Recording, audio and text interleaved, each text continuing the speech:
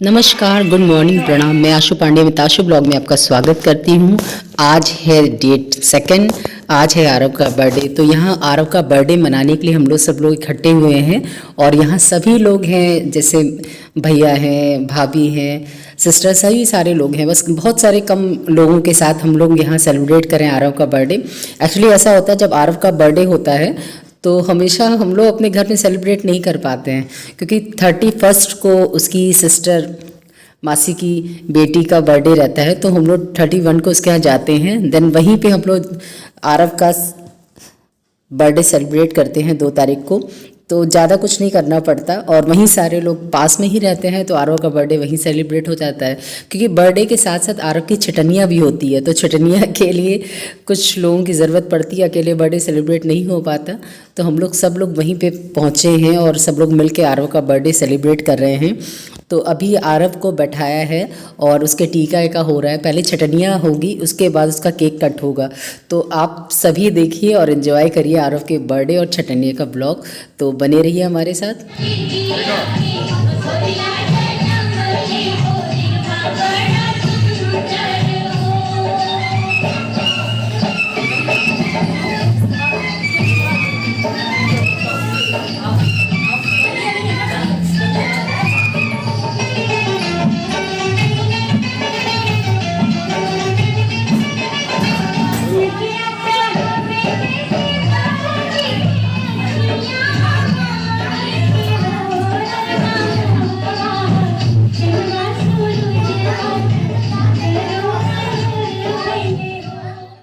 अब हम लोग यहाँ पे छटनिया के लिए बैठ चुके हैं।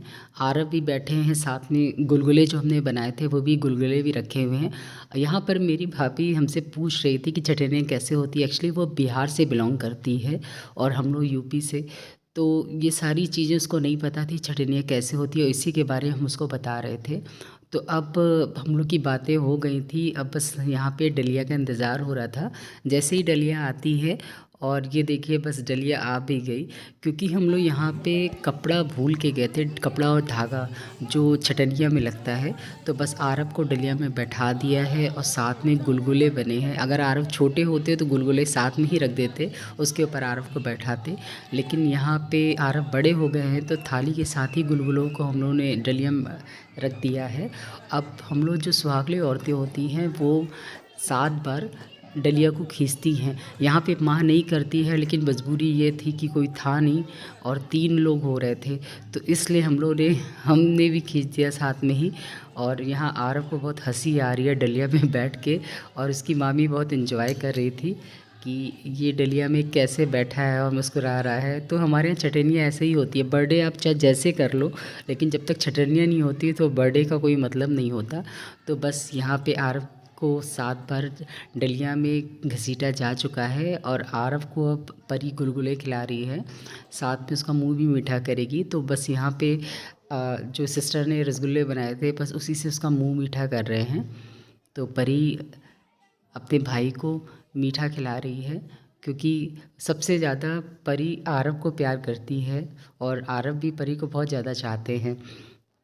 तो बस इसी के साथ आगे आप एंजॉय करिए।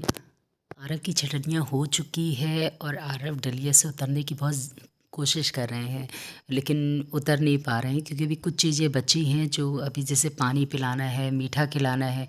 लेकिन आरव को लग रहा है जितनी जल्दी हो सके वो छटनिया वाली डलिया से उतर जाएं, और उतरने के बाद ही अपने दोस्तों के साथ एंजॉय करना चाहते हैं। स्पेशली उसे गिफ्ट का बहुत रहता है कि बर्थडे है, साल भर इंतज़ार करता है, बर्थडे है तो उसको क्या मिला है गिफ्ट में। तो बस इसीलिए वो जल्दी उतर के बस केक कट करना चाह रहा है।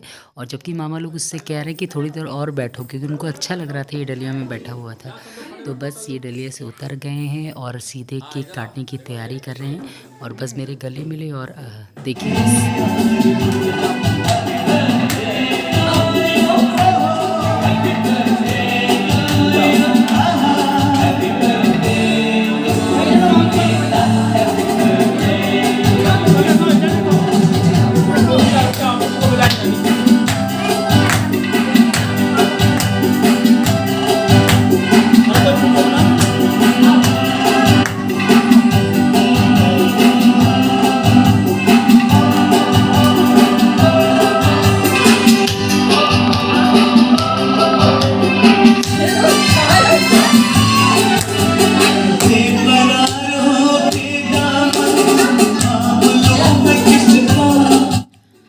अब यहाँ आरव की केक कटने की तैयारी हो रही है। आरव अब केक काटेंगे, तो सारे बच्चे बहुत एक्साइटेड हैं। केक के नाम से ही सारे बच्चे बहुत खुश हो जाते हैं कि जल्दी से कैसे केक कट हो।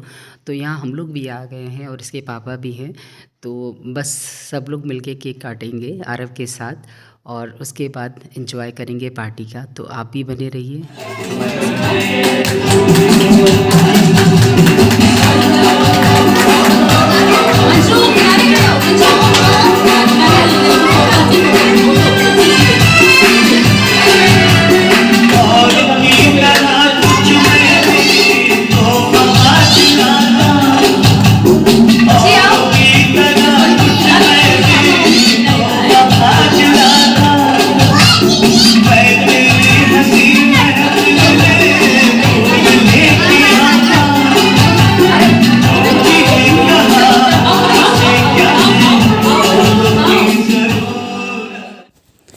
तो अब यहाँ आरव ने केक कट कर दिया है और आरव अपने पापा को केक खिला रहे हैं, फिर मुझे खिलाया, फिर अपनी मम्मा को केक खिलाया।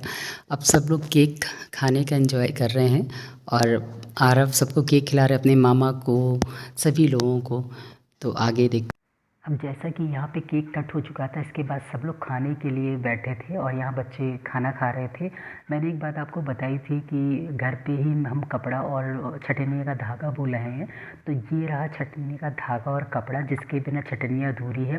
तो इस धागे में सोने की बाली लगी होती है। जब वो पैदा होते हैं तब ये धागा आता है और इस धागे में हर साल एक एक गांठ बढ़ती जाती है। जैसे आरव बड़े होते रहेंगे, उनका साल की एक गांठ इसमें लगती जाएगी और इससे पता चलेगा आरव कितने साल के हो गए हैं।